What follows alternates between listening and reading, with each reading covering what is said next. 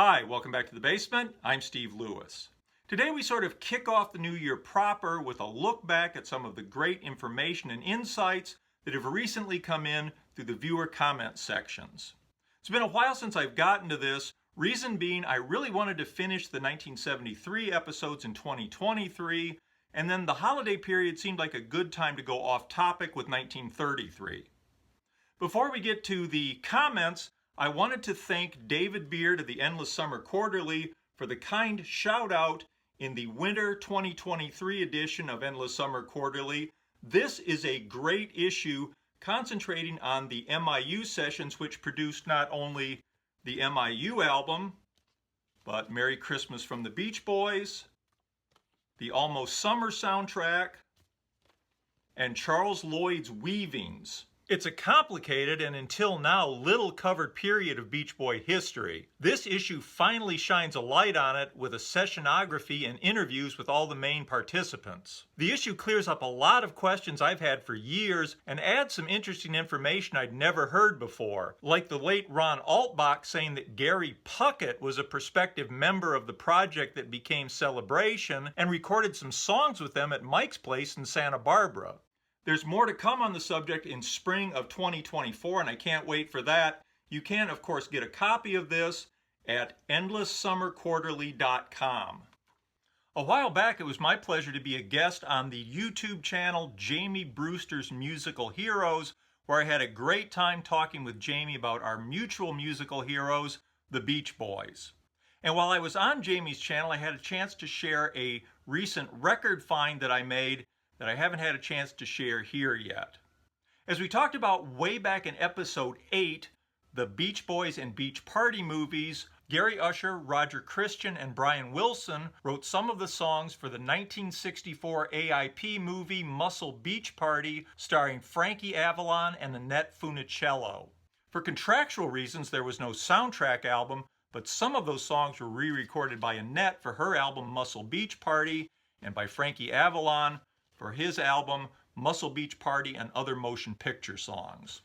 One song from the movie that didn't appear on either of those albums was called My First Love, which was eventually re-recorded and released by the Superstocks on their album Surf Route 101 in July of 1964.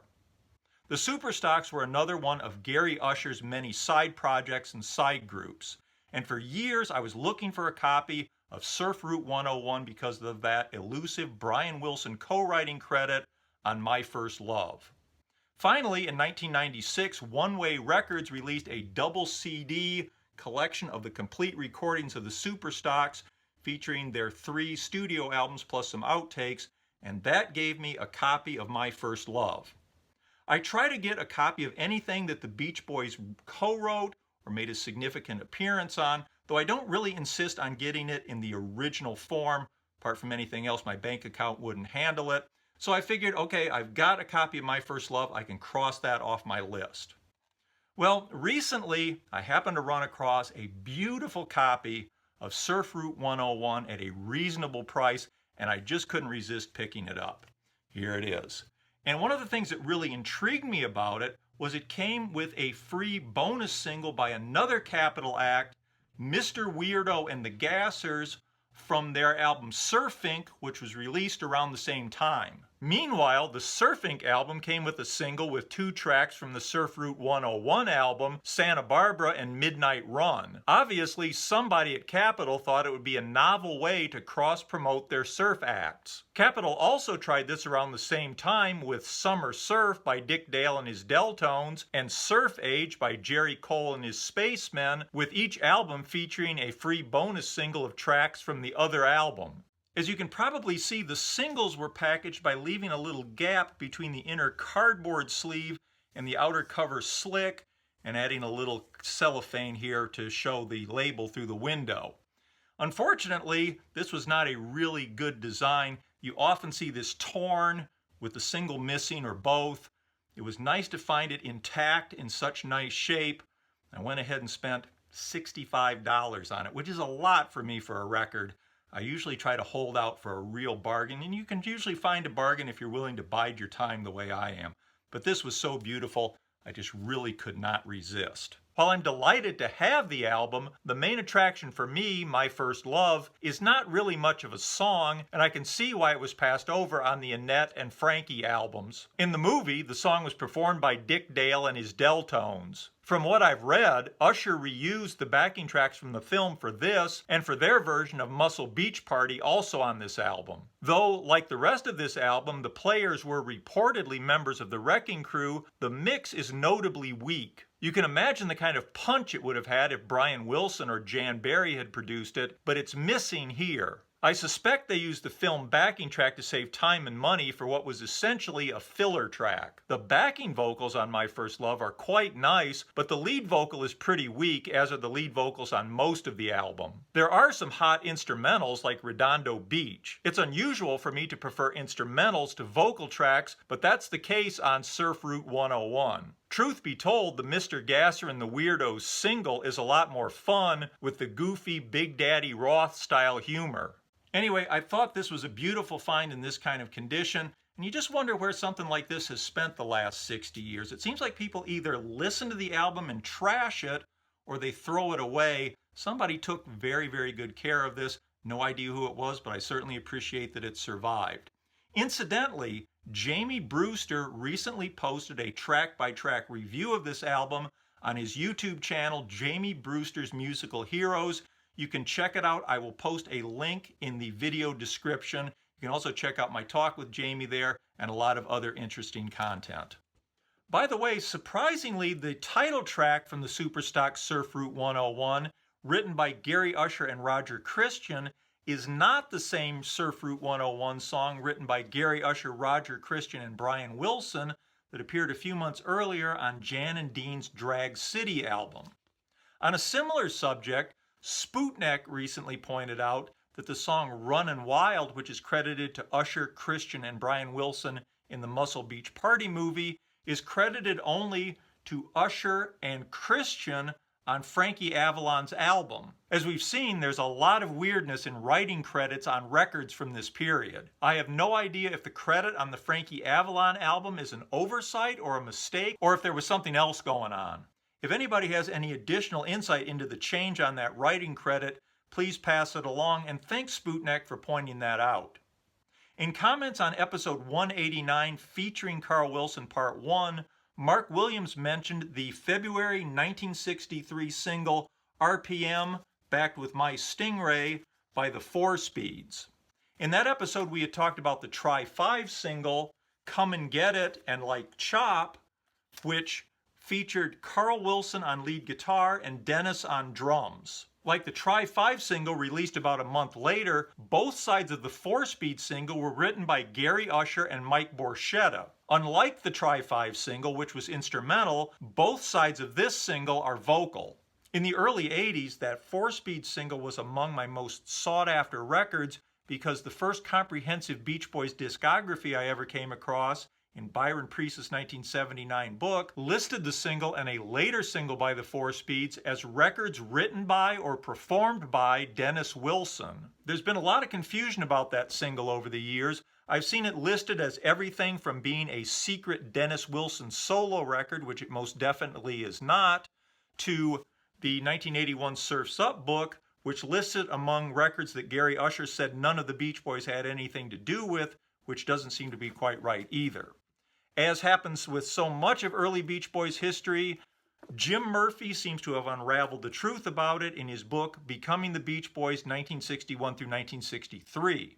In the book, Jim says, the sides were recorded at Western Recorders on December 12, 1962, with Usher on lead vocals and Dennis on drums. According to Mike Borchetta, Brian came to the session. They told him he wasn't allowed to sing on it, but he did end up singing on My Stingray anyway. Borchetta also said that he paid Al Jardine $5 to sing backing vocals on R.P.M. As Jim points out in his book, it's pretty hard to pick out either Brian or Alan in the backing vocals on either side. A third track from the session, also with Dennis on drums, called Barefoot Adventure, was left in the can. With the exhaustive and immaculate research that went into this book, I think we can rest assured that we finally got the straight scoop.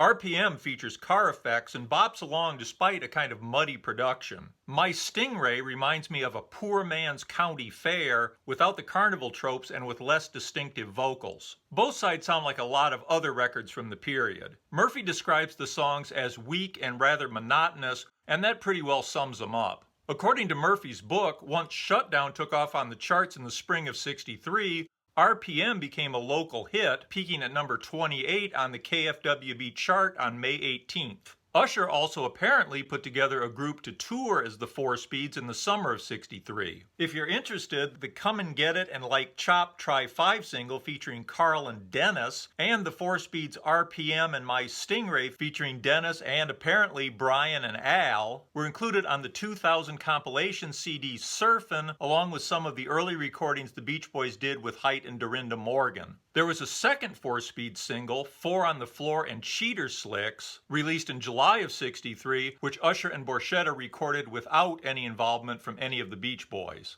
I wouldn't call it a hidden gem or anything, but it is an interesting example of Dennis and apparently Brian and Alan working outside the Beach Boys. Also in episode 189 featuring Carl Wilson Part 1, we talked about Carl's participation in Kathy Dalton's 1973 album, Amazing. Amazing and her single, Boogie Bands and One Night Stands, were on Frank Zappa's Discreet label. Zappa co-owned the label with his manager, Herb Cohen. Dr. Insomnia tells me that it was Cohen who discovered Kathy Dalton and signed her to Discreet behind Zappa's back, which was one of many reasons that Zappa broke up his partnership with Cohen in 1976. As I said in the episode, while Kathy Dalton's records are far from terrible, I don't really see the attraction, and that might help explain things, so thanks for passing that along, Doc. Talking about Carl Wilson working outside the group not on record but on stage, I heard from Chris Murray, longtime Beach Boys fan with a long history in the music business specializing in basses and bass equipment. Chris tells me that in the fall of 1985, he was contacted by bassist Phil Chen about providing equipment for the Chuck Berry and Bo Diddley Rock and Roll All-Star Jam, which was held at Irvine Meadows Amphitheater south of Los Angeles on October 25, 1985. It was, as advertised, an all-star event featuring a backing band comprised of Ron Wood, Carl Wilson, Kenny Jones, Mick Fleetwood, Mitch Mitchell, and many others. There was a rehearsal the day before the show at which Chris got to meet Carl. Chris sent me this photo. They had a brief conversation during which Carl told him he was participating because Chuck Berry was his hero and the reason he took up guitar in the first place. On the night, Bo Diddley's set opened the show, which, Chris tells me, went great. Unlike Bo, Chuck hadn't come to rehearsal the day before and hadn't turned up by showtime. The band eventually had to start without him, playing Chuck's tunes with various members of the all-star band doing the lead vocal. Chris remembers Carl taking the lead on one tune. It doesn't seem to be released or online anywhere. It would be very cool to hear it. Chuck finally arrived, and after some dispute about money was settled, took the stage for a few numbers, which included, apparently, My Ding-a-Ling and Bio, so it was not exactly the beloved heart of his back catalog. To his credit, from what I can see on the video clips that I found, despite a kind of wobbly opening on Bio, when Chuck is on, he's on. He turns in a seemingly effortless and enjoyable, if somewhat weird and haphazard, performance. Eventually, Chuck left the stage again. The band carried on with rock and roll music with Chuck Negron from Three Dog Night doing the lead vocal, while Ron Wood went to retrieve Chuck. Eventually, Chuck returned and sang, but refused to put his guitar back on despite Ron Wood nearly wrestling with him. Then he leaves the stage again. You can clearly see the confusion on the band's faces. For Beach Boy fans, the rock and roll music clip is great because you get to see a lot of Carl. You can find it here on YouTube. The event was filmed by HBO for a potential special. Maybe because of Chuck Berry's performance, that never happened. Highlights of the event were released on DVD in 1999, which is now out of print and hard to find. Chris sent me these photos of his copy. Hearing about all this made me wish I could have heard what advice Ron Wood had for Keith Richards a year or so later when he decided to work with Chuck Berry on what became the concert film Hail, Hail, Rock and Roll. Thanks for sharing that, Chris. I really appreciate you passing along those memories and for allowing me to share them here, and I hope my description did it justice. Thanks very much. Also, on episode 191, U.S. Pop Culture 1973 Part 1, I mentioned the anecdote from Beatles recording engineer Norman Hurricane Smith that in 1965, during the Help sessions, he pitched one of his original songs to Lennon and McCartney, who initially agreed to record it for the album, only to change their minds when they realized they still needed a track for Ringo to sing. George Hean let us know that Norman Smith's song is what became the title track to Pretty Things' 1970 album, with new lyrics by Phil May. Listening to the song Parachute with the Beatles in mind, I could easily picture the early Beatles doing it like This Boy, or the later Beatles doing it like Sun King. Weirdly, it was much harder for me to imagine how the Help era Beatles would have done it. Probably a bit like Yes It Is, but that doesn't sound quite right to me either. Let me know if anybody out there has any additional thoughts on that. Anyway, it's a melodic and enjoyable tune, and I can imagine why Lennon and McCartney might have been interested in it. Thanks for passing that information along, George. On episode 197, U.S. Pop Culture 1973 Part 5, I asked the question whether anybody had any insight into why Bobby Boris Pickett's 1962 Halloween #1 hit, Monster Mash, became a big U.S. hit again in the summer of 1973. Our expert researcher, William LaRue, once again came through with the information. According to DJ Skip Taylor, quoted in Vicky Quaid's 2001 book, I Remember Bob Collins, Taylor was working at WOKY in Milwaukee in 1973 and was encouraged by program director Bob Collins to take some risks. As a joke, Taylor repeatedly played Monster Mash on the air. Listeners loved it, and other stations in the radio group in New York and elsewhere started playing it as well, turning it into a nationwide hit. It even eventually carried over to England, where it became a top 10 hit in the fall of '73. Thanks, Bill, for that information. In my recollection, it was grade school kids that loved it. My younger brother was between 3rd and 4th grade in the summer of '73, and he and his friends were crazy about the Monster Mash. Of course, to them it was a brand new record. They had no idea that it had ever been a hit before.